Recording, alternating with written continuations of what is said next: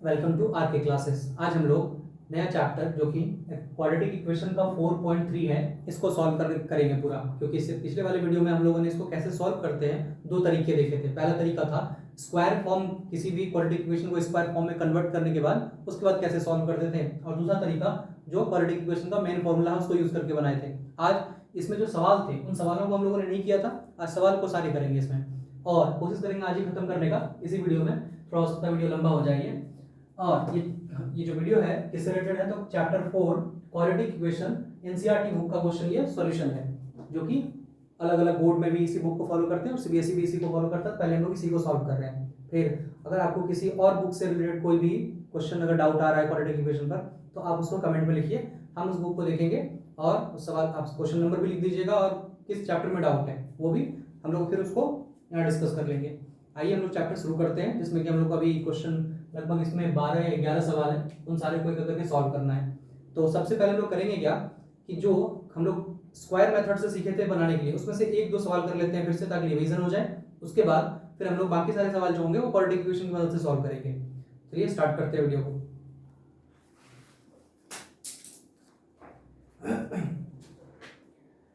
Four point three में total 11 question हैं, उसमें 2 क्वेश्चन बस सॉल्व करने के लिए दिया हुआ है, बाकी जो बचे क्वेश्चन है उन सब वो सारे एक तरह से वर्ड प्रॉब्लम है। तो हम लोग एक करके स्टार्ट करते हैं। सबसे पहले 4.3 में क्वेश्चन नंबर 1, और 1 का जो 1 था वो हम लोगों ने पिछले क्लास में डिस्कस कर लिया था, तो इसलिए हम लोग इसका 2 और 3 और 4 4 क्वेश्चन उसमें से हम लोग एक ही बनाएंगे। तो जो थोड़ा टफ लग रहा है उसी को देख लेते हैं, क्योंकि बाकी जो क्वेश्चन नंबर 2 और 4 है वो बहुत सिंपल है, उसको आसानी से खुद से भी बना सकते हैं। अगर आपने पिछला वीडियो देखा है तो उसको आसानी से बना लेंगे, इसलिए हम लोग 3 को बनाएंगे। 3 में थोड़ा सा क्योंकि रूट है तो रूट वाले को दिक्कत होता है बच्चे लोगों को, तो हम लोग 3 वाले ही देख लेते हैं कैसे बना लेंगे। क्वेश्चन है 4x² plus 4 root under 3x plus 3 equal to 0। Question ये दे रखा है और इसको हमें बोला गया है कि बनाना है इसको स्क्वायर फॉर्म को यूज करके, कंप्लीट स्क्वायर मेथड से इसको सॉल्व करेंगे। तो चलिए देखते हैं इसको कैसे बनाते हैं। स्क्वायर फॉर्म में बनाने के लिए हम पिछले वीडियो में बताए थे कि बेसिकली इसको बनाने के लिए करना होता है क्या कि हमें इस क्वाड्रेटिक इक्वेशन को लेकर आना है कुछ इस फॉर्म में, a प्लस हो सकता है माइनस हो सकता है a² plus minus 2ab plus b², हमें इस फॉर्मेट में लेकर जाना है। अगर इस क्वाड्रेटिक इक्वेशन को हम लोग इस तरह लिख पाए तो फिर हम उसको ऐसे भी लिख पाएंगे, क्योंकि दोनों आपस में बराबर है। तो अगर ये आ गया तो इसको हम ऐसे लिख देंगे, और जैसे ही ऐसे लिखा जाएगा मेरा सवाल सॉल्व हो जाएगा। मेरा यहाँ पे जो अल्टीमेट गोल रहेगा पहले इस क्वाड्रेटिक इक्वेशन को इस तरह रिप्रेजेंट करने का, और हो जाने के बाद फिर उसको इस फॉर्मेट में लिख देने का, फिर मेरा आंसर बन जाएगा। सबसे पहले स्टार्ट करते हैं इसको कैसे करेंगे। वहां लिखा हुआ है a², तो पिछले क्लास में बताया था यहाँ पर हमको देखना है कि इसको किसी तरह में परफेक्ट स्क्वायर में कन्वर्ट करना है। और यहाँ हमको दिख रहा है ये जो 2 है 4 है जो 2 का स्क्वायर होगा, और x तो अपने में यहाँ पे दे रखा है स्क्वायर, इसका मतलब लिख सकते हैं इसको हम लोग 2 का स्क्वायर, यानी हमें a मिल गया। जो हमें यहाँ चाहिए था a का स्क्वायर वो हमें मिल गया यहाँ पर a के स्क्वायर की जगह पर 2x का होल स्क्वायर। दैट मींस यहाँ पर a का जो काम कर रहा है वो 2x काम कर रहा है। उसके बाद आगे बढ़ते हैं, प्लस है तो यहाँ प्लस यूज करेंगे। फॉर्मूला में क्या है 2ab, तो 2 तो हमको फॉर्मूला में दे रखा है तो वो रहेगा ही रहेगा। a की जगह पर यहाँ कितना है 2x, a की जगह 2x आ गया। अब हमको यहाँ चाहिए होता है b, इस b के बारे में ही बताया था हमने पिछले वीडियो में कि इस b को ही हमें खोजना होता है, बाकी सब तो आसानी से हमको यही मिल जाएगा लिखा हुआ। तो b को कैसे खोजेंगे, और वो हमको बताएगा इसका मिडिल टर्म। अगर हम जो हमने अभी तक लिखा है यहाँ पर इसको आपस में मल्टीप्लाई करें तो देखते हैं क्या मिलता है। 2 × 2 4, यानी ये मिल रहा है, इंटू x ये भी मिल गया, यानी √3 नहीं मिल रहा है यहाँ पर। बाकी सारे टर्म तो मिल गए, √3 नहीं मिल रहा है। इसका मतलब यहाँ पर √3 की जगह पर कौन होगा, इस जगह पर b की जगह पर कौन होगा √3, तभी तो जाकर ये मल्टीप्लाई होकर फाइनली ये बनेगा। तो ये हो गया यहाँ पर b की जगह पर √3। और अगर b की जगह पर √3 आ गया तो उसी का हमें फिर प्लस में उसका स्क्वायर करके लिखना है। तो हम लोग b की जगह पर यहाँ पे √3 का होल स्क्वायर लिख देंगे। और क्योंकि ये काम हमने अपने मन से किया है, क्वेश्चन में कहीं पर √3 का स्क्वायर दिया नहीं था, तो हम लोग वैसे हम यहाँ बोल सकते हैं कि इसको लिख सकते हैं, यहाँ पर हम लोग 3 तोड़ सकते हैं, पर वैसा हम लोग करेंगे नहीं। हम लोग यहाँ पर लिख देंगे √3 का होल स्क्वायर नेगेटिव में। क्यों, क्योंकि मैंने प्लस किया फिर वापस उसी को माइनस कर दिया, तो इस पे पूरे इक्वेशन में कोई असर नहीं पड़ा, वो जैसा था वैसा ही रह गया। अब +3 तो +3 = 0। ये हो गया मेरा इक्वेशन। अब अगर हम यहाँ से लेकर के यहाँ तक देखें, इसके आगे नहीं, इधर हमको यही तक देखना है, तो ये इस फॉर्मेट में आ गया जो यहाँ लिख रखा है, a का स्क्वायर की जगह पे 2x का स्क्वायर, फिर यहाँ पे 2ab की जगह पे 2x इंटू √3 और b का स्क्वायर √3 का स्क्वायर। यानी हमने इसको इस फॉर्मेट में लिख लिया। अब ये लिख दिए तो हम इसको फिर ये लिख सकते हैं। अब यहाँ प्लस होगा कि माइनस, तो ये डिसाइड करता है कि 2ab के साथ कौन है, प्लस है तो प्लस वाला ही लेके चलेंगे हम लोग। अब यहाँ क्या लिख दें, तो बेसिकली जो भी यहाँ रहता है a का स्क्वायर, तो यहाँ पे बस हमें a लिखना है, फिर प्लस और b की जगह पर जो है उसको प्लस और प्लस लिखने के बाद होल स्क्वायर, तो यहाँ लिख लेते हैं 2x, a की जगह पर क्योंकि 2x है, प्लस b की जगह पर √3 है, √3 का होल स्क्वायर। इसको एक्सपैंड करेंगे तो यही वाला हमको मिलेगा। अब आते हैं यहाँ पर, जो मेरा इधर बचा हुआ रह गया है √3 का स्क्वायर 3 ही देता है, क्योंकि इसको हम पहले बता चुके हैं कि √3 इंटू √3 ये फाइनली 3 ही दे देता है। तो यहाँ पर भी ये √3 इंटू √3 करेंगे 3 मिल जाएगा, और फिर यहाँ +3 भी है, इसको भी लिखेंगे =0, और ये दोनों कैंसिल हो जाएंगे, यानी कि 3 में से 3 चला गया, 0 बचा, ये खत्म हो जाएगा। अब यहाँ से 2x प्लस √3 का होल स्क्वायर =0, ये यहाँ पर equal to right hand side में 0 बच गया, तो मेरे लिए सॉल्व करना और आसान हो गया, मैं रूट से कुछ नहीं निकालना पड़ेगा। तो यहाँ से 2x प्लस √3 =0, और यहाँ से x = इसको इधर लेकर जाए तो -√3, और इस 2 जो यहाँ मल्टीप्लाई में एक और स्टेप बढ़ा देते हैं इसको, x = -√3/2, ये मेरा आंसर आ गया। अब यहाँ पे क्वेश्चन आ सकता है कि हमने कहा था क्वाड्रेटिक इक्वेशन रहेगा तो 2 आंसर आएगा, पर यहाँ तो नहीं आया, यहाँ तो एक ही आंसर आया, 2 आएंगे। कैसे आएगा? तो यहाँ पर दोनों ही रूट का वैल्यू सेम रहेगा, यानी 2 जो आंसर आएंगे वो दोनों ही रूट का वैल्यू सेम रहेगा। एक x -√3/2 होगा, अगला भी -√3/2 ही रहेगा, इसलिए यहाँ पर अलग अलग हमें आंसर नहीं मिले। तो ये हो गया इसका सॉल्यूशन। अब जो क्वेश्चन नंबर इसका 2 है, यानी ये तो 1 का 3 था, अब जो क्वेश्चन नंबर इसका 2 है 4.3 में, इसमें सेम क्वेश्चन जो हम लोगों ने बना लिए थे उसी क्वेश्चन को दोबारा, यानी 1 वाले क्वेश्चन को ही चारों क्वेश्चन दोबारा बनाना है, लेकिन स्क्वायर फॉर्म को यूज करके नहीं, बल्कि जो हम लोगों ने फॉर्मूला पढ़ा था ट्रिगोनोमेट्री बोल रहे हैं हम, क्वाड्रेटिक इक्वेशन का, क्वाड्रेटिक इक्वेशन में जो हमने फॉर्मूला यूज किया था उसको यूज करके बनाना है। साफ साफ लिखा हुआ है, find the root of a quadratic equation given in question number 1 above by applying the quadratic formula, यानी क्वाड्रेटिक फार्मूला को यूज करके फिर उसी चारों क्वेश्चन को फिर से बनाएं। तो हम लोगों ने क्योंकि इसको इस मेथड से बना लिया है, तो क्वाड्रेटिक इक्वेशन से बना के कोई फायदा नहीं, हम कुछ और सवाल क्वाड्रेटिक इक्वेशन में बनाते हैं, जिससे हमें क्वाड्रेटिक इक्वेशन का प्रैक्टिस भी हो जाएगा और इसको भी बना पाएंगे। थोड़ा डिफरेंट टाइप के भी कुछ सवाल है, उन लोग को भी देखेंगे।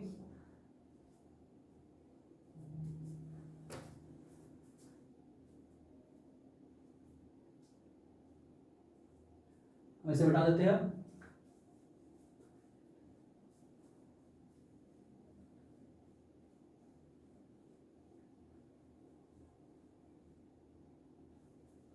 अब आते हैं क्वेश्चन नंबर इसके 2 पर। 2 नहीं, 2 तो हो गया क्योंकि उसको उसी तरह बनाने हैं। 3 बार पे 3 में भी 2 क्वेश्चन है, 3 में भी 2 क्वेश्चन है, उसमें से दोनों ही थोड़ा डिफरेंट क्वेश्चन है, इसको सॉल्व करना सीखना है। देखते हैं इस तरह के अगर क्वेश्चन अगर फ्रैक्शन में दिए रहे तो कैसे सॉल्व करेंगे। जैसे 3 का जो पहला क्वेश्चन है वो है x - 1/x = 3। यहाँ पे एक कंडीशन लगाया है x ≠ = 0, ये इंपॉर्टेंट था, अगर यहाँ पे ये कंडीशन नहीं लगाता तो फिर ये क्वेश्चन वैलिड नहीं होता, ये जरूरी है। इसका मतलब भी समझ लीजिए, बहुत जगह क्वेश्चन में ऐसा लिखा हुआ हम लोग को मिलता है बुक में, खासकर कि कहीं कुछ क्वेश्चन लिखा उसके बगल में लिख दिया कि x ≠ = 0, y ≠ = 0, y ≠ = 1, ये सब क्यों लिखते हैं? तो बेसिकली इसके पीछे कारण है, अगर ये x ≠ = 0 लिखता तो हम x का वैल्यू कुछ भी एज्यूम कर सकते थे, और कुछ भी एज्यूम कर सकते थे उसके जगह पे 0 भी हम मान सकते थे, यानी अगर वेरिएबल का हमको वैल्यू नहीं मालूम तो हम तो कुछ भी एज्यूम कर लेंगे उसको, और कुछ भी की जगह पर हम 0 भी तो मान सकते हैं। और हम लोग जानते हैं किसी भी नंबर को 0 से डिवाइड नहीं कर सकते, किसी भी नंबर को हम 0 से डिवाइड नहीं कर सकते, वो अनडिफाइंड रहता है। तो यहाँ पर भी अगर हम 0 इसको एज्यूम कर लेते तो इस केस में 1/0 = अनडिफाइंड हो जाता है, जिसके कारण ये सवाल ही थोड़ा सा गड़बड़ हो जाता है। x = 0 पर ये सवाल काम नहीं करता, यानी एक रिलेशन जो है ये x = 0 पर वैलिड नहीं है, इसलिए यहाँ पर लिखा हुआ है x ≠ = 0, यानी x कुछ भी हो सकता है लेकिन 0 नहीं हो सकता है, इसके अलावा कुछ भी हो रहेगा। चलिए इसको सॉल्व करते हैं। तो सबसे पहले हमें जब भी इस तरह के सवाल मिले, चाहे फ्रैक्शन में रहे या किसी और तरह से, तो सबसे पहले हमें कुछ सोचना ही नहीं है, इसको क्वाड्रेटिक इक्वेशन में लेकर जाना है। यानी हमको फाइनली इसको दिखना चाहिए हमको ऐसा ax square plus bx plus c, यानी एक फाइनल डेस्टिनेशन यही है। यहाँ पहुंचे तभी हम कुछ कर सकते हैं, इससे पहले तो कुछ नहीं करेंगे। और इससे पहले यहाँ जाने का रास्ता क्या होगा, सवाल अगर ऐसा दिया है तो हमको यहाँ जाने का रास्ता क्या होगा, तो रास्ता होगा अलजेब्रा, जो हम लोगों ने सारे अलजेब्रा को सीखे हैं अभी तक क्लास 8 में 9 में सॉल्व करने के लिए, उन्हीं का यूज करेंगे। जैसे प्लस माइनस, फ्रैक्शन के एडिशन, सब्ट्रैक्शन, इसी तरह का चीज को यूज करके हम यहाँ से यहाँ पहुंचेंगे।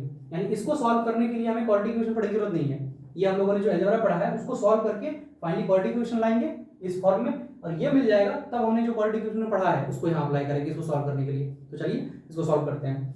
सबसे पहले करेंगे क्या, जब भी हमको इस तरह का सवाल मिले तो इसके नीचे कुछ नहीं होगा तो 1 होगा, यहाँ से एलसीएम लेकर इसको सॉल्व करेंगे। x और 1 का एलसीएम x ही आएगा। 1 के टेबल में x कितनी बार में आएगा, तो x टाइम में आएगा। जैसे 1 के टेबल में 4 कितनी बार में आएगा, तो 4 बार में ही आता है। फिर x कितनी बार में आएगा, तो x बार में ही आएगा, और वो x इस न्यूमरेटर से मल्टीप्लाई हो जाएगा, जिसको हम लोग हिंदी में अंश और हर बोलते हैं यहाँ पर, माइनस। अब फिर x के टेबल में x कितनी बार में आएगा, यानी कि जैसे 4 के टेबल में 4 कितनी बार में आएगा, तो 1 बार में आएगा, क्योंकि 4 1 4 होता है। 10 के टेबल में 10 कितनी बार में आएगा, तो 1 बार में आएगा। उस तरह x के टेबल में x कितनी बार में आएगा, तो 1 बार में आएगा। उस 1 को इस 1 से मल्टीप्लाई कर लेते हैं, तो ये हो गया 1 इक्वल टू 3। अब उसे लिखने की जरूरत नहीं है, बस वो मेरे लिए एक इन्फॉर्मेशन था कि यहाँ पर 0 नहीं होगा, यानी x का वैल्यू जो हम आंसर लाएंगे वो 0 नहीं आएगा। अगर आता है तो इसका मतलब हमने गलत बनाया है। अब यहाँ देख लेते हैं आगे एक और चीज, ये जो इंप्लाइज का साइन लगाते हैं इसमें और इसमें भी डिफरेंस है, क्योंकि कुछ कभी कभी मैंने देखा है कि हम लोग ऐसा कर दिया करते थे कि कभी जहाँ इंप्लाइज लगाना होता था वहाँ इक्वल टू लगा देते थे, और जहाँ इक्वल टू लगाना होता था वहाँ इंप्लाइज लगा दिया करते थे। तो ये बात हमेशा ध्यान रखिएगा, अगर कभी बीच में इक्वल टू लग चुका है तो फिर दोबारा यहाँ इक्वल टू यूज नहीं करेंगे, वो फिर इंप्लाइज साइन का इस्तेमाल करेंगे। और अगर कोई ऐसा एक्सप्रेशन है जिसमें लेफ्ट हैंड साइड और राइट हैंड साइड नहीं है, बस सिर्फ लेफ्ट हैंड साइड लेकर हम चल रहे हैं, राइट हैंड जैसे हम लोग कुछ प्रूव करना होता है, तो उस केस में हम लोग सिर्फ या तो आरएचएस ले लेते हैं या तो एलएचएस ले लेते हैं, तो हमें वहां पर इक्वल टू का साइन यूज करना पड़ता है। चलिए अब आगे बढ़ते हैं इसको। अब यहां से इस x को हम क्रॉस मल्टीप्लाई करेंगे, इसके नीचे भी कुछ नहीं होगा तो 1 होगा, तो ये 1 इससे और ये x इससे, यानी x square minus 1 equal to 3x।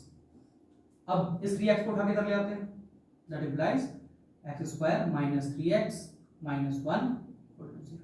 ये हो गया मेरा क्वाड्रेटिक इक्वेशन। यानी ये जो मैंने यहाँ से लेकर यहाँ तक कैलकुलेशन किया, ये सारे अलजेब्रा के किए हुए पढ़े हुए चीजें थी। अब यहाँ जब मेरा क्वाड्रेटिक इक्वेशन आ जाएगा तब हम अप्लाई करेंगे हमने क्वाड्रेटिक इक्वेशन में क्या पढ़ा और उसको अब कैसे सॉल्व करेंगे। तो आइए देखते हैं इसको कैसे सॉल्व करेंगे। सबसे पहले अब हम लोग यहाँ पर फैक्टराइजेशन को यूज कर सकते हैं, लेकिन क्योंकि हम लोग अभी फैक्टराइजेशन पे कुछ सवाल बना लिए हैं तो हम लोग इसको अभी फॉर्मूला से यूज करके बनाएंगे। स्क्वायर मेथड से बोले बताए थे इस बार पिछले वीडियो में कि सिलेबस से हटा दिया गया है स्क्वायर मेथड को, तो हम लोग चाहेंगे इसको बनाएंगे किससे, फॉर्मूला को यूज करके। तो फॉर्मूला को यूज करने के लिए हमें मालूम होना चाहिए कि a क्या है, यहाँ पर b क्या है, c क्या है, क्योंकि वहां पर a b c की जरूरत पड़ती है। तो यहाँ लिख लेते हैं a बराबर 1, क्योंकि x स्क्वायर के साथ जो मल्टीप्लाई कोफिशिएंट रहता था वही a होता था, पर यहाँ तो कुछ दिख नहीं रहा है, तो किसी वेरिएबल के आगे अगर कुछ नहीं है तो वो 1 हमेशा रहता है, तो यहाँ पर 1 है तो इसलिए हमने 1 लिख दिया। इसी तरह b इज इक्वल टू यहाँ पर -3, c इज इक्वल टू -1, ये हो गया abc।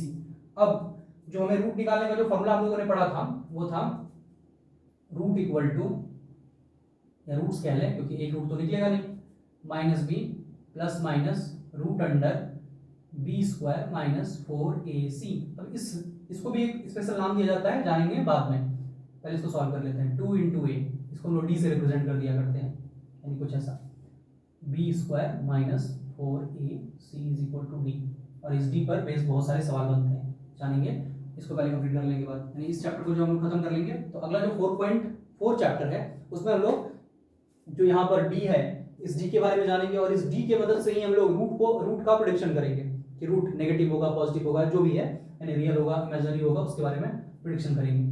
तो फिलहाल इसको सॉल्व कर लेते हैं। -b, अब यहाँ पर b इज इक्वल टू -3 है, तो हम ये पहले बता चुके हैं कि ये माइनस तो फॉर्मूला का है और ये माइनस अपने साथ एक और लेकर आएगा यहाँ पर, plus minus root under b square यानी -3 का स्क्वायर -4a, a के जगह पर 1 था क्योंकि यहाँ पे a बराबर 1 लिखे हैं, c इक्वल टू -1, तो c की जगह पर यहाँ माइनस फिर से 1 डिवाइड बाय 2a, 2 × a।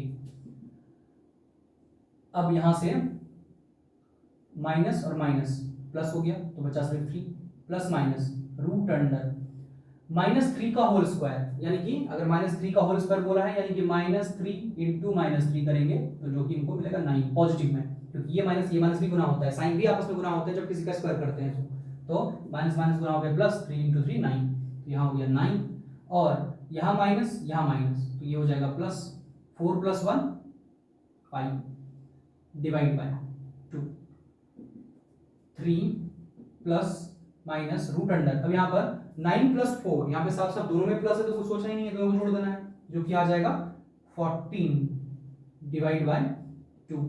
इसको क्या रूट से बाहर निकाल सकते हैं, इसका अगर फैक्टराइजेशन करें तो 2 × 7 मिलेगा और दोनों में से किसी का भी पेयर नहीं लगने वाला है, तो जब पेयर लगेगा ही नहीं तो रूट से बाहर निकलेगा नहीं, और नहीं निकलेगा तो मेरा फाइनली आंसर जो हो जाएगा यही हो जाएगा कि मेरा जो रूट आया, इसी को 2 बार लिख सकते हैं हम लोग, एक बार प्लस के साथ एक बार माइनस के साथ, root equal to plus root under 14 divide by 2, एक आंसर ये हो गया, दूसरा 3 minus root under 14 divide by 2 हो गया, ये मेरा 2 आंसर आ गया इसका।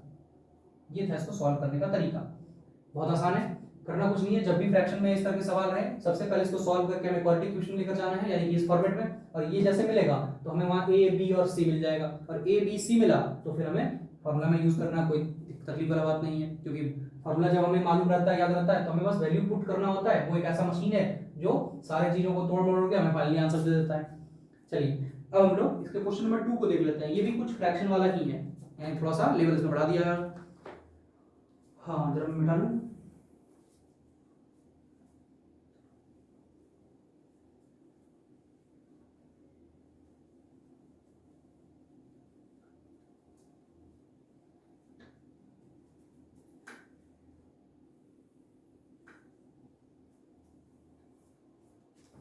क्वेश्चन नंबर 2,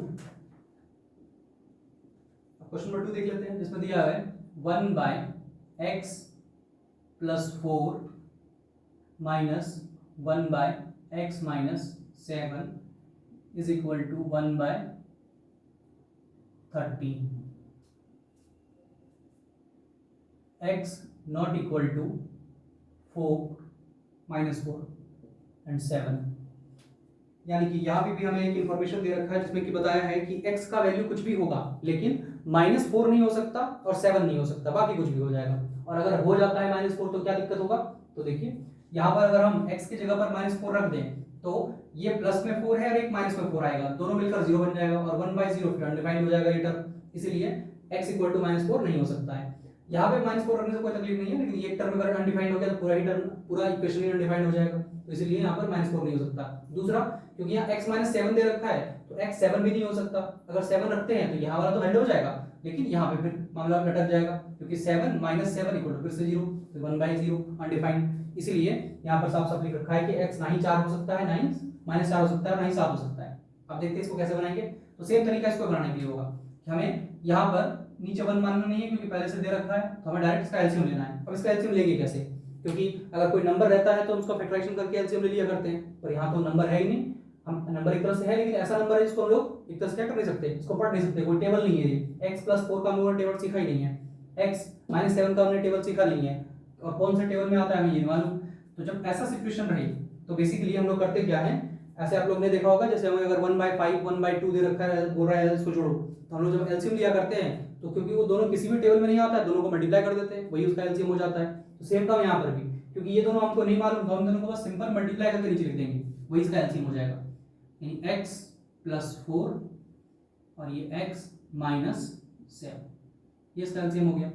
और एलसीएम लेने के बाद इक्वल टू इधर है मेरा 11/30, ये मेरा साथ साथ लिखा जाएगा। यहां से लिख लेते हैं,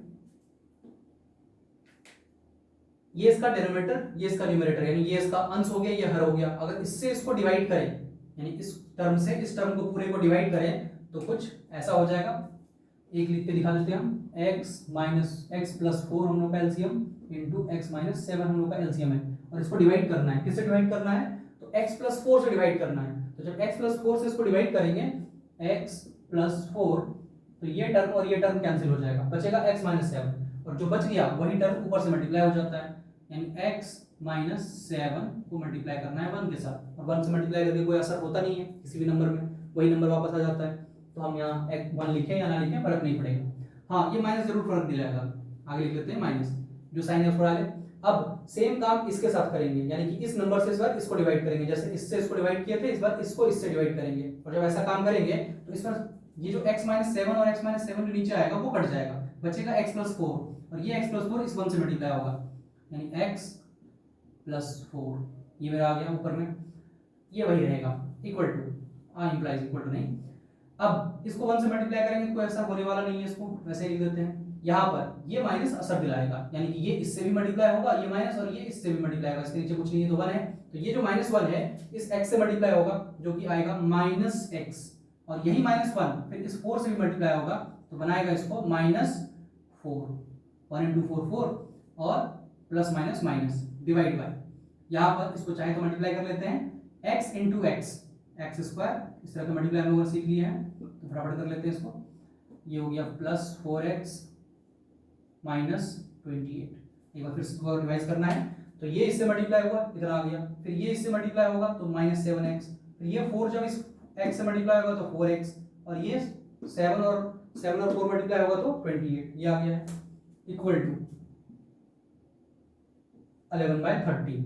अब यहाँ पर ये और ये टर्म कैंसिल, क्यों? क्योंकि x जो है वो नेगेटिव, यहाँ x जो है पॉजिटिव, तो अगर ये नेगेटिव ये पॉजिटिव, उल्टा बोल दिए, ये पॉजिटिव नेगेटिव और ये पॉजिटिव कैंसिल हो गया, खत्म हो जाएगा, बचेगा -7 और ये -4, दैट इंप्लाइज -7 -4, यानी माइनस माइनस प्लस, यानी इन दोनों को जोड़ना है हमें, तो 7 + 4 11, और क्योंकि बड़ा 7 है तो नेगेटिव साइन है तो नेगेटिव साइन लगेगा, -11/, पूरा टर्म यहाँ लिख लेते हैं। हाँ, लेकिन जो जोड़ रहा है उसको जोड़ देते हैं, जैसे यहाँ minus plus minus plus minus ये घटेगा, तो 7 में 4 जाएगा, जो कि आएगा 3x, और साइन कौन सा बढ़ेगा, तो 4 बड़ा है या 7 बड़ा है, माइनस तो माइनस, फिर -28 इक्वल टू 1/30, 11/30 नहीं 11/30, और क्योंकि यहाँ भी 11 है यहाँ पर भी 11 है तो ऊपर ऊपर ये कट सकता है, यानी यहाँ बचेगा सिर्फ -1, that implies minus cross multiply करके इसको कर लें, यहाँ इससे इसको मल्टीप्लाई कर दें, यहाँ से इसको इससे मल्टीप्लाई कर दें, यानी ये 11 1 में कटा है, ये 11 1 कटा है, यानी यहाँ 1 बचा है, यहाँ भी 1 बचा है। अब ये जाकर जब इससे मल्टीप्लाई होगा तो इससे कोई असर पड़ेगा नहीं, तो क्वेश्चन ये तो ऐसे ही लिखा जाएगा, x² - 3x - 28, और ये 30 जब इस -1 से मल्टीप्लाई होगा तो बनेगा -30, और इस 30 को उठाकर हमें इधर ले आना है, that implies x² - 3x - 28 + 30 equal to 0। Cut तो नहीं रहा है नीचे वाला, और देख लेते हैं,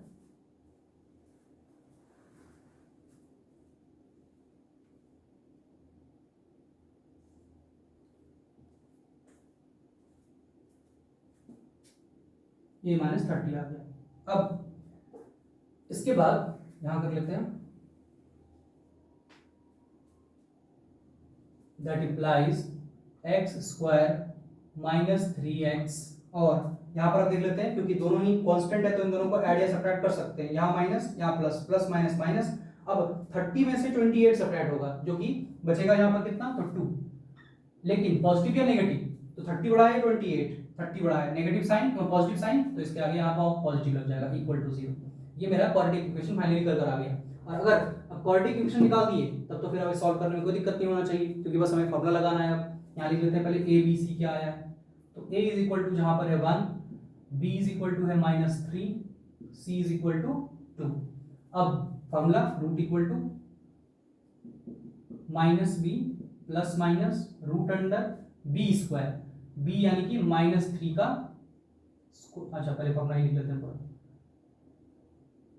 b² - 4ac divide by 2a, ये हो गया फॉर्मूला। अब वैल्यू पुट कर देते हैं, माइनस और यहाँ -3 प्लस माइनस रूट अंडर -3 का स्क्वायर माइनस, अब -4 है, a है, c है, 4 तो रहेगा ही, a के जगह पर हम लोगों ने कितना रखा था, -1, तो ये 1 हो गया, और c के जगह पर 2, तो फिर यहाँ 2 भी रहेगा, डिवाइड बाय 2a, a की जगह 1 equal to minus minus plus हो जाएंगे, तो ये +3 आ जाएगा, प्लस माइनस रूट अंडर -3 का स्क्वायर, अभी तो हम बताया था 9 हो जाता है ये, माइनस इसको मल्टीप्लाई करें तो ये -8 डिवाइड बाय 2 × 1, तो सिर्फ 2 ही हो जाएगा, इक्वल टू यहाँ पर 3 प्लस माइनस 9 माइनस 8 जो कि 1 देगा, और 1 आएगा तो यानी कि रूट अंडर 1, और रूट अंडर 1 कितना निकल जाता है, 1 ही आ जाएगा। ये वाला बता देते हैं यहाँ पर, रूट अंडर 9 माइनस 1 तो 1 आ गया, और इसको अगर बाहर निकालना चाहिए फाइनली 1 ही हो जाता है।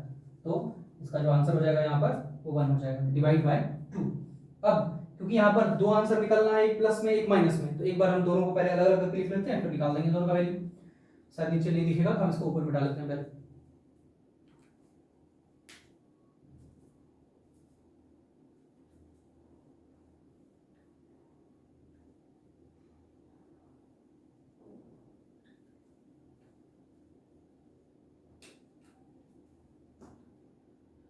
तो हम लोग का जो रूट निकल कर आ जाएगा 3 प्लस 1 बाई 2 और 3 माइनस 1 बाई 2।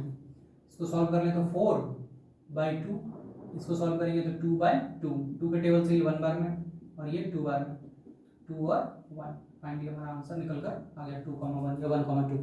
ये हमारे इसके आंसर थे।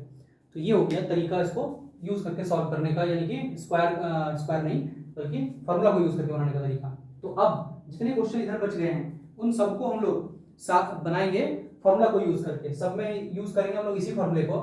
तो हम लोग इसको आपके लिए होमवर्क रहेगा इसे सॉल्व करने का, कि फॉर्मूला को हम क्वाड्रेटिक इक्वेशन तक लाके दिखा देंगे यहाँ तक। इसके बाद इसके आगे का रास्ता खुद तय करना है कि यहाँ तक कैसे पहुंचेंगे। तरीका यही होगा, हर बार यही तरीका लगाना है, लेकिन हाँ स्क्वायर मालूम होना चाहिए कि स्क्वायर रूट कैसे निकालते हैं, स्क्वायर कैसे निकालते हैं। अगर यहाँ गलती ना करें तो एकदम हर बार आंसर आएगा, उसमें कोई दिक्कत नहीं है।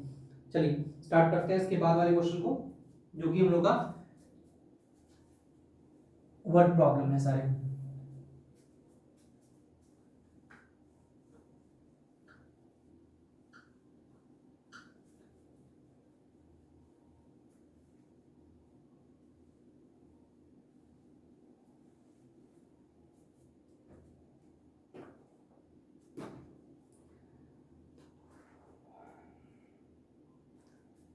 पहला क्वेश्चन 4 नंबर।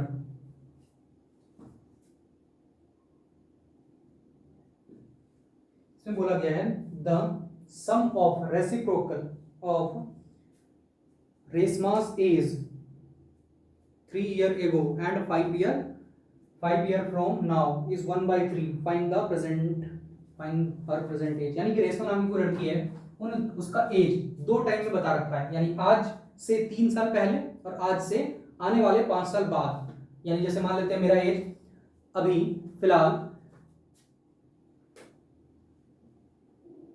16 ईयर है, सपोज कर लेते हैं 16 ईयर है, तो आज से 3 साल पहले मेरा एज 16 तो रहा नहीं होगा, आज से मेरा 3 साल पहले एज 13 रहा होगा, और आने वाले 5 साल यानी यहां से 5 साल बाद, 5 साल बाद कितना, तो 21 हो जाएगा। तो इसका मतलब हमें ये बता रखा है और इसके बारे में बता रखा है, ये नहीं मालूम है, और कंपेयर लेकिन इसी से किया है। तुलना हमेशा हमें इसी से प्रेजेंट से ही करना होता है, कि यहां से पीछे गया है तो इसका मतलब हम प्रेजेंट को अगर x मान लें तो यहां से 3 साल पीछे यानी x माइनस 3 करना होगा, तो हम 3 साल पीछे चले जाएंगे तो हमारा 3 साल पहले का एज मिल जाएगा। उस तरह अगर हमको 5 साल आगे जाना है तो यहाँ से हमें इसमें क्या करना होगा, x प्लस 5 कर लेना पड़ेगा, जिससे हमें 5 साल बाद वाले एज मिल जाएंगे। तो ये हुआ है यहाँ पर 16 में से यानी 16 में से 3 घट गया, जिसके कारण ये 13 आ गया है। उस तरह यहाँ पर 16 में 5 ऐड हो गया तो 21 आ गया है।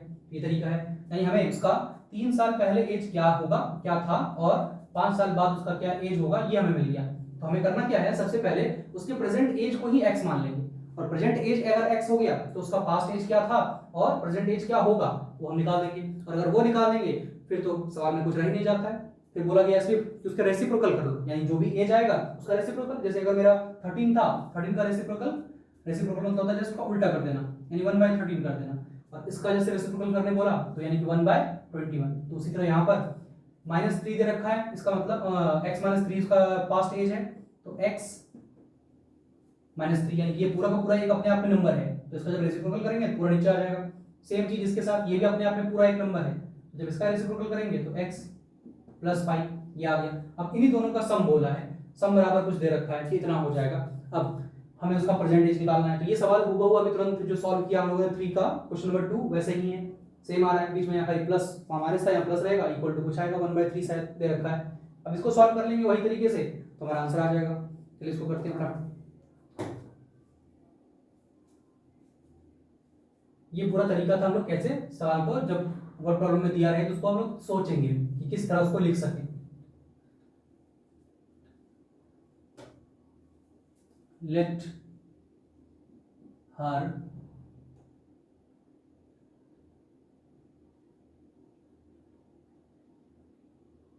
Present age be x. अगर इसका प्रेजेंट एज कितना है, एक्स है, तो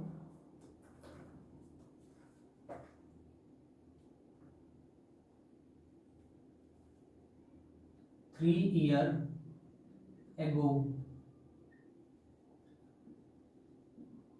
हर एज इज नहीं, क्योंकि रेशमा दे रखा है तो हर होगा, her age is equal to, क्योंकि अभी तुरंत बताया क्योंकि 3 साल पीछे जाना है तो x माइनस 3 हो जाएगा।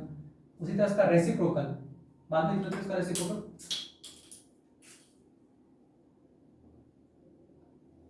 5 year ago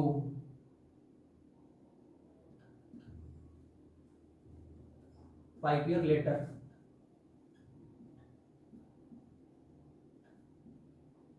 her age will be x plus 5, क्योंकि इन दोनों का ही रेसिप्रोकल का सम दिया है, कितना दिया है 1/3, तो फटाफट लिख लेते हैं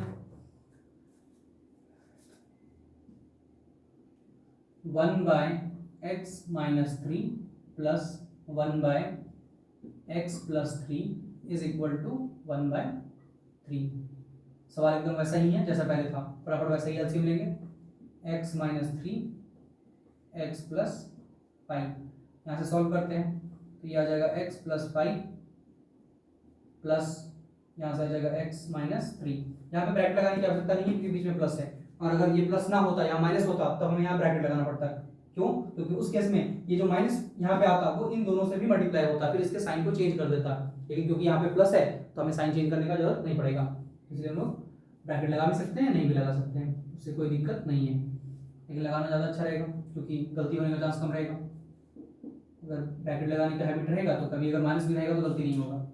अब यहाँ पे देख लेते हैं क्या हो सकता है कि ये जो x है और ये भी x है, दोनों आपस में प्लस में ही है तो ऐड होगा, यानी कि 2x, और ये 5 ये 3 नेगेटिव है तो +2, क्यों +2? क्योंकि ये बड़ा है तो प्लस साइन लगेगा, और घट रहा है क्योंकि यहाँ माइनस है तो माइनस +2 आ गया, डिवाइड बाय, इसको मल्टीप्लाई करें तो ये x², यहाँ से 5x, फिर यहाँ से -3x, फिर -15 is equal to 1/3,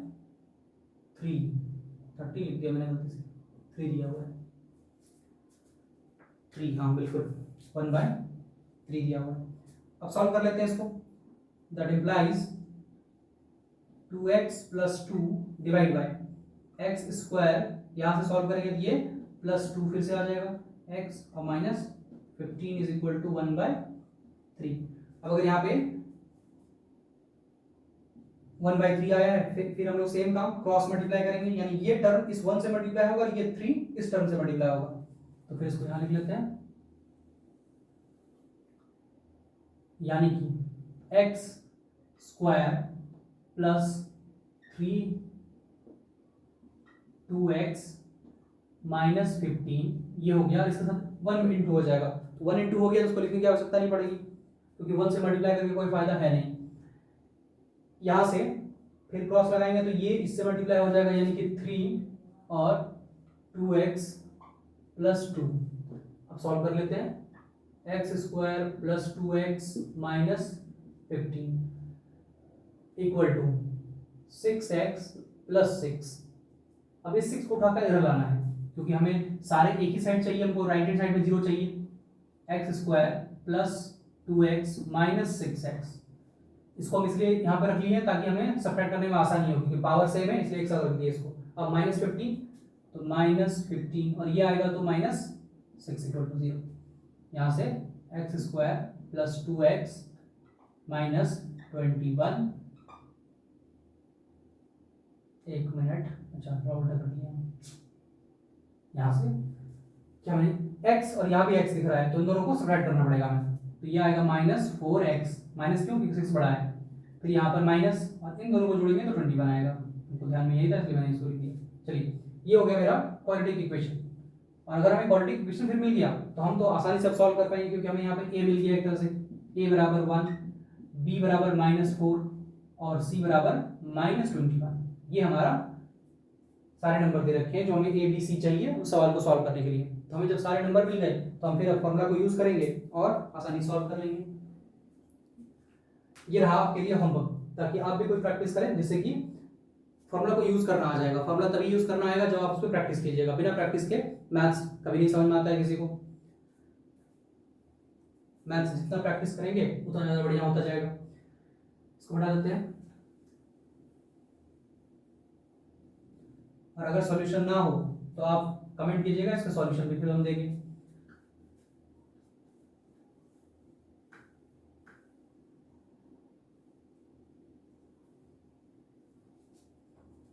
question number 5।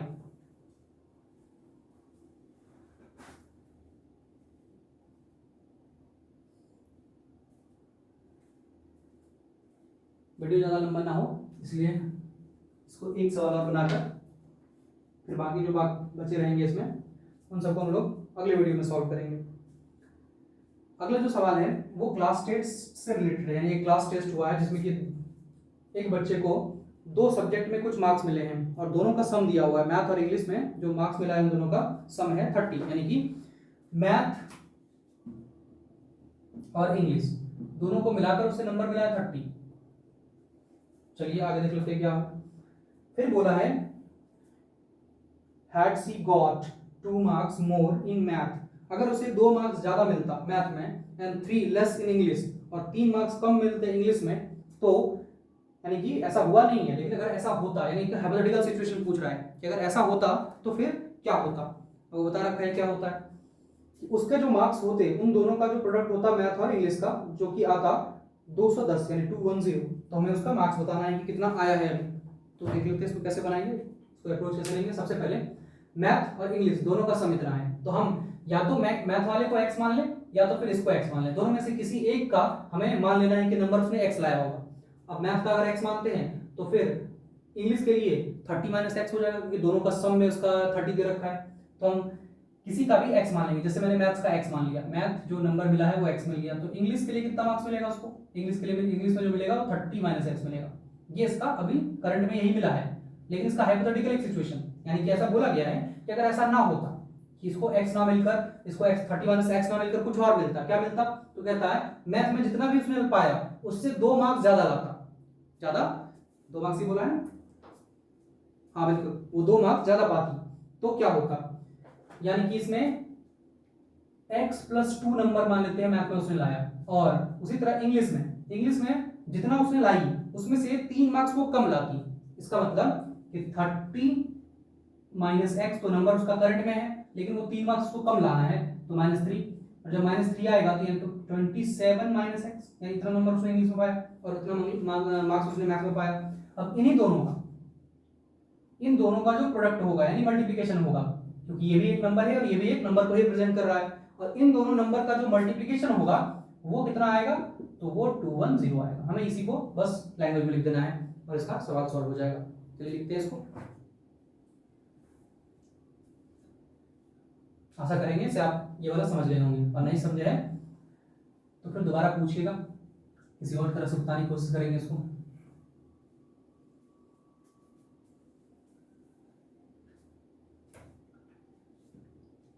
Question number ये हम लोग का 5 है, और 5 में बोला है कि 2 सब्जेक्ट है, तो लिखेंगे उसका नाम कुछ दे रखा था, नाम भी लिख देते हैं इसमें, पर पिछले क्वेश्चन में नाम नहीं लिखे थे।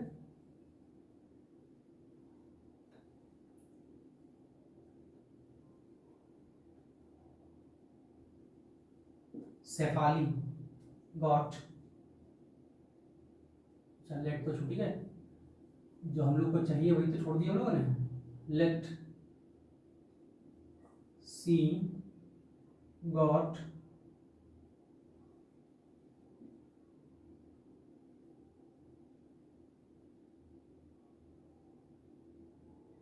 x marks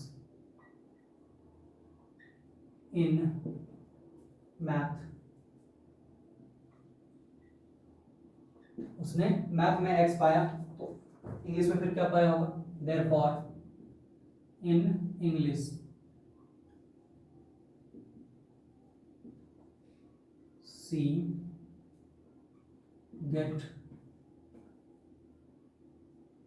30 minus x. और 30 माइनस एक्स क्यों हुआ ये शायद आपको समझ में आ रहा होगा, क्योंकि दोनों का सम ही दे रखा है 30, तो उसमें से अगर एक निकल गया दूसरा आप सब्ट्रैक्ट करने पर निकल जाएगा।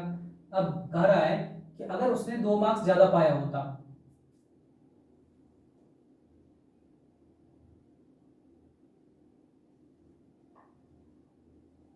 मार्क्स ऑफ मैथ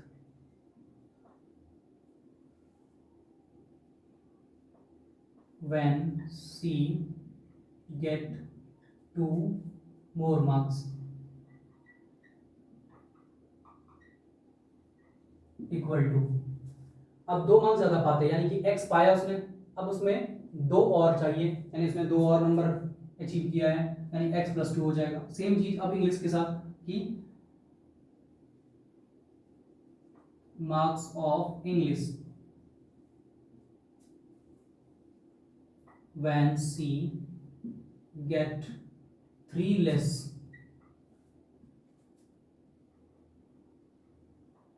तीन उसे कम मिलेगा, यानी कि 30 माइनस एक्स माइनस 3। फाइनली इसको सॉल्व करेंगे तो 27 माइनस एक्स। ये कैसे आया, हमने अभी थोड़ा सा पहले इसको दिखाया था। अब इन्हीं दोनों का प्रोडक्ट दिया है, तो यानी x + 2 27 minus x equal to 210। अब इसे सॉल्व कर लेना, और इस तरह के सवाल को हम लोगों ने कई बार सॉल्व किया है, यानी 4.1 में भी इस तरह के क्वेश्चन थे, 4.2 में भी है और 4.3 में दे रखा है। सॉल्व कर लेते हैं इसको। ये इससे मल्टीप्लाई होगा 27x, फिर ये मल्टीप्लाई होगा तो -x², इसको इससे मल्टीप्लाई करेंगे तो ये 54 + 54, ये इससे मल्टीप्लाई होगा तो -2x = 210। यहां से हम बताए थे जब भी इस तरह का सवाल आ जाए तो हमें करना क्या होता है कि पावर को डिक्रीजिंग ऑर्डर में अरेंज करना होता है। तो यहाँ पर सबसे हाईएस्ट पावर इसको दिख रहा है, सबसे पहले इसी को लिख लेते हैं माइनस, यहाँ पे अप्लाई नहीं लगेगा क्योंकि ये तो हमने तुरंत स्टेटमेंट लिखा ही है, इसके बाद से अप्लाई यूज करेंगे x²। अब यहाँ से हमें 27x पॉजिटिव में दिख रहा है और -2x नेगेटिव में दिख रहा है, यानी कि ये माइनस ये प्लस सब्ट्रैक्ट करना पड़ेगा, और सब्ट्रैक्ट करके जो आएगा वो आएगा 25x, क्योंकि बड़ा है पॉजिटिव साइन। यहाँ पर अब बचा कौन, 54 और 210, तो +54 - 210 = 0। इसको उठा के कर दिया हमने, और इसको -x² + 25x, इसको सॉल्व कर लेते हैं। प्लस माइनस माइनस यानी सब्ट्रैक्ट करना है, तो 210 में हमें 54 सब्ट्रैक्ट करना है। 210 में अगर 54 सब्ट्रैक्ट कर लें तो आ जाएगा 651, 651, ये हमारा सब्ट्रैक्ट करने पर मिला। और यहाँ साइन कौन सा पड़ेगा, तो बड़ा 210 है तो माइनस का साइन लगेगा = 0। और क्योंकि हम जानते हैं कि क्वाड्रेटिक इक्वेशन में जो फर्स्ट टर्म होता है उसको हम लोग पॉजिटिव रखने की कोशिश करते हैं, यानी जो x² का जो x² टर्म है वो हमेशा पॉजिटिव रखने की कोशिश करते हैं। तो यहाँ पर नेगेटिव आ गया है तो करें क्या, पूरे इक्वेशन को, इस पूरे इक्वेशन को माइनस से मल्टीप्लाई कर देते हैं, या फिर माइनस कॉमन ले सकते हैं, कुछ भी बोल सकते हैं इसको। तो हमने पूरे इक्वेशन को माइनस से मल्टीप्लाई कर दिया। जब ये माइनस से मल्टीप्लाई होगा पूरा इक्वेशन, तो ये माइनस और ये माइनस मिलकर प्लस बन जाएगा, ये माइनस प्लस माइनस बन जाएगा, और यहाँ पर माइनस और माइनस मिलके ये प्लस बन जाएगा 156 = 0।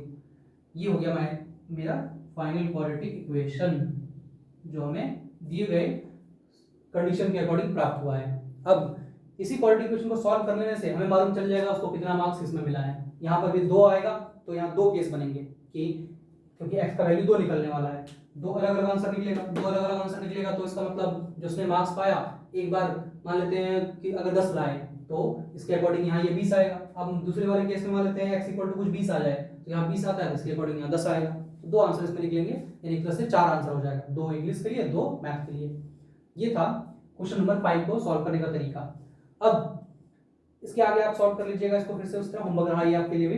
अगर ना बने, इसका आंसर ना आए तो फिर दोबारा कमेंट कीजिएगा, हम इसको अगले वीडियो में कवर कर लेंगे, इसका सॉल्यूशन भी दे देंगे उसमें। और जो बाकी जो बच गए क्वेश्चन, अभी 5 ही किए हैं और बचे हैं इसमें कितने हैं, 6 क्वेश्चन अगले वीडियो में जब बनाएंगे तो उस वक्त इसको कवर करा देंगे। तो ये कैसा लगा वीडियो आप जरूर बताइएगा।